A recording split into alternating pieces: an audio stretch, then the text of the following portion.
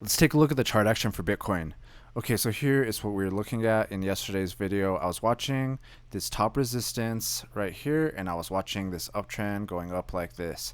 I was saying we're getting a pullback, and I was hoping we could get a bounce right here around 45.5K. If you look at the candles, we did kind of dip down a little bit lower, and we did break that trend line. But if you look at the candles on the daily time frame, we're still holding support right there. So I don't know, it looks like we're still trending down if we jump into the 4-hour time frame, but it does look like we're holding support right here, pretty much where I was hoping.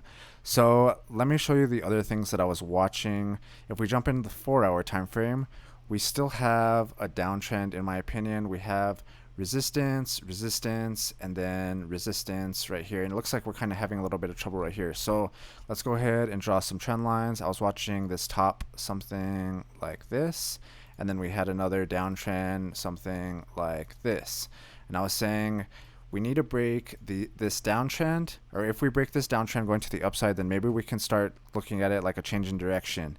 We're kind of having some trouble right here, so we haven't really broke it yet. The other thing that I was watching is if we delete everything and kind of zoom out a little bit, I was also watching the Fibonacci retracement. So we drag from the bottom of the trend to the top of the trend, and I was also looking at these levels, the 38% level and the 50% level. We actually came down. We didn't quite hit that 38% level, but we got really close. I didn't hit my limit order on this, but we got really close to it.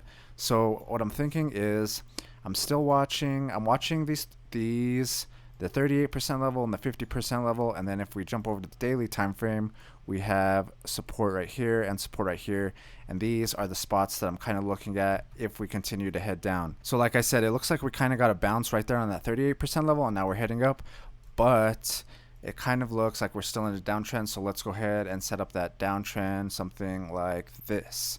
So until we break this downtrend going to the upside, I'm still watching these levels here. And like I was saying in yesterday's video, I like these levels because sometimes we'll come down, fill it, and then get a bounce, and then come back down. We'll kind of basically do something like that until we kind of break it a little bit more decisively. Let's go into the daily time frame, and we dipped below the daily 9 moving average right here, but it looks like we actually held support on it. So I don't know, this is actually looking like a pretty good sign. I like to look at the moving averages because when we break above it, we can start looking for support on it, and it looks like we found a little bounce right there. So I'm very curious, are we going to be able to break this downtrend right here? I think this is one of the main things that I'm watching. Can we break this downtrend, or are we going to continue to kind of bounce in between them? Maybe we'll do something like this, or I don't know, it just depends. But right now we are having a little bit of trouble on that downtrend. So are we going to be able to break through it, or are we going to come back down and maybe either retest this red line or this 38% level? The 38% level is sitting at 44,135. The 50% level is sitting at 42,875. The other spots that I was looking at are the daily time frame support levels. We haven't broken, like I said, we haven't broken this 9 moving average, so this is looking pretty decent. And if we do break this and close the candle below it, then I'll be looking at these levels down here, something like, let's do a horizontal line right here, and then a horizontal line over here. We'll change these to orange, and these levels are sitting at around, I don't know, around 41,000 approximately, and then this one is around 37.7K, 37,776. So the things I'm watching are this 9 moving average right here. Are we gonna hold support on it, or are we gonna break through it and close the candle below it? Then I'll start looking at these levels. And until we break this downtrend on the 4-hour, let's go back to the 4-hour. Until we break this downtrend going to the upside, I'm looking at these Fibonacci retracement levels. We were so close to filling that limit order right there, but I didn't get mine filled because I had it a little bit maybe too low. Sometimes with these Fibonacci retracement levels, it's a good idea to maybe do it a little higher than the Fibonacci retracement, just to make sure that you get it filled. Because if we would have bought right here and sold right here, I don't know if we're going to be able to break through or if we're going to get rejected and start coming down. But let's say we get rejected and we start kind of moving back down. From the bottom right here to the top over here is around 5%. So that's pretty good, I think. Like I was also saying though, even if we break this trend line going to the upside, I still want to see us break above this top over here, which is also, if we go back to the daily time frame, lines up with this resistance right here. I've been saying how we need to break this level and this level, the previous resistances right here and right here. These levels are sitting at 47,765 and 50,891.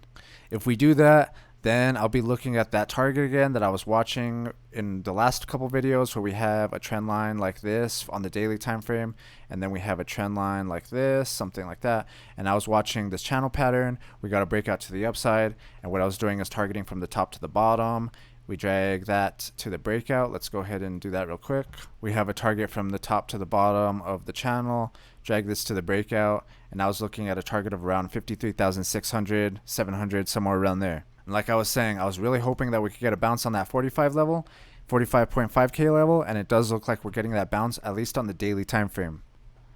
If you look on the 4-hour time frame, we kind of dip below it, but it does look pretty decent right now. So what I'm looking at, 4-hour time frame downtrend like this, if we could break that going to the upside, then we can maybe hope to break this top over here at around 47,765. And if we could do that, then I'll be looking at 50,891.